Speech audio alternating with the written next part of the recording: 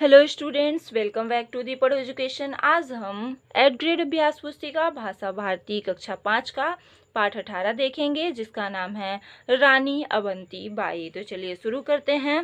पहला प्रश्न है बहुविकल्पी। ये प्रश्न नंबर 1 हो जाएगा आपका। निम्न में से किस कथन में रानी अवंती बाई के दयालु होने का भाव स्पष्ट होता है? तो सी नंबर आंसर हो जाएगा। रानी अवंती बाई ने कैप्टन वॉशिंगटन को जीवन दान दिया था। प्रश्न नंबर 2 है, अंतिम समय में रानी किस स्थान पर रहीं? तो अंतिम समय में वो बी नंबर आंसर हो जाएगा, देवहारगढ़ की पहाड़ी पर रहीं। प्रश्न नंबर 3 है, अंग्रेजों ने विक्रमजीत को गद्दी से उतारा क्योंकि? तो अंग्रेजों ने विक्रमजीत को गद्दी से उतारा क्योंकि बी नंबर आंसर हो जाएगा, वे बहुत छोटे थे।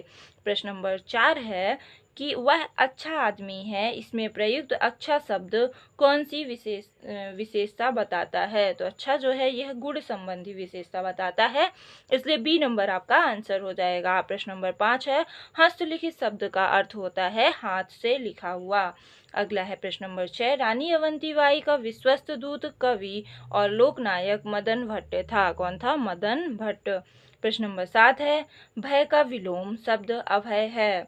8 हो जाएगा, बाबा थान सिंह अवंतीबाई की गाथा सुना रहे थे।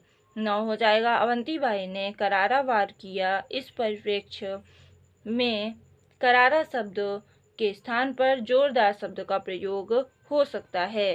प्रश्न नंबर 10 है, गांव की चौपाल पर आल्हा की धुन बज रही थी।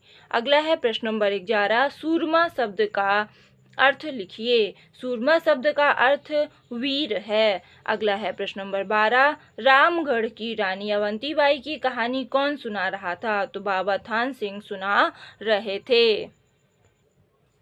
प्रश्न नंबर 13 है, शब्दों को उचित क्रम में रखकर सही वाक्य बनाइए। बाबा थान सिंह इतना कहकर मौन हो गए।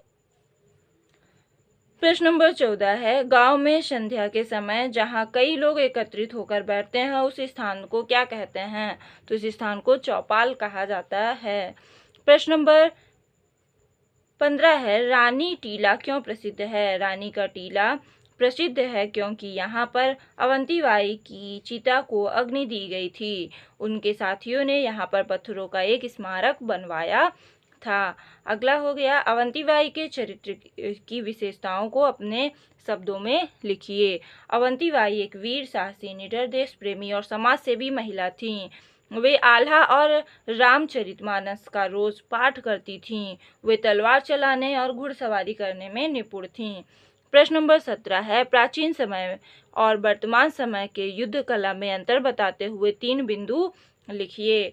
पहला हो जाएगा, प्राचीन समय में युद्ध की सीमा निश्चित होती थी, परंतु वर्तमान में सीमा निश्चित नहीं है। दूसरा हो जाएगा, प्राचीन काल में युद्ध के लिए पुराने हथियारों का प्रयोग होता था, परंतु वर्तमान में आधुनिक हथियारों का प्रयोग किया जाता है। प्रश्न नंबर 18 है, हृदय जीत लेना मुहावरे का अर्थ लिखिए और वाक्यों में प्रयोग कीजिए।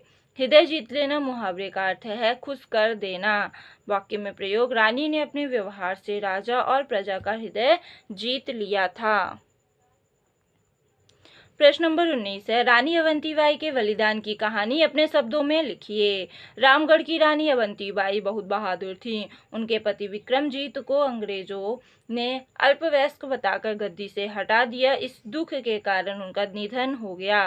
फिर रानी अवंतीबाई ने अंग्रेजों से बदला लेने की ठानी। उन्होंने अंग्रेजों को बाहर निकाल स्वयं शासन किया। अंग्रेजों से युद्ध करते समय एक गोली उनके पैर में लग गई, लेकिन वे अंग्रेजों की बंदी नहीं बनना चाहती थी। अतः उन्होंने स्वयं को कटार घोंप ली और वीरगति को प्राप्त हो गईं। प्रश्न नंबर 20 है, किसी भी वीर या वीरांगना पर 8 से 10 वाक्य लिखिए। तो यहाँ पे हम रानी लक्ष्मीबाई के बारे में लिख रहे हैं। तो रानी लक्ष्मीबाई एक महान वीरांगना थीं। इनका जन्म 19 नवंबर 1828 को वाराणसी में हुआ था। उनका बचपन का नाम मणिकर्णिका था, लेकिन उन्हें प्यार से मनु कहा जाता था। उनके पिता का नाम मोरोपंत तांबे और माता का नाम भागीरथी बाई था। रानी अवंतीबाई बचपन से ही युद्ध कला में निपुण थीं।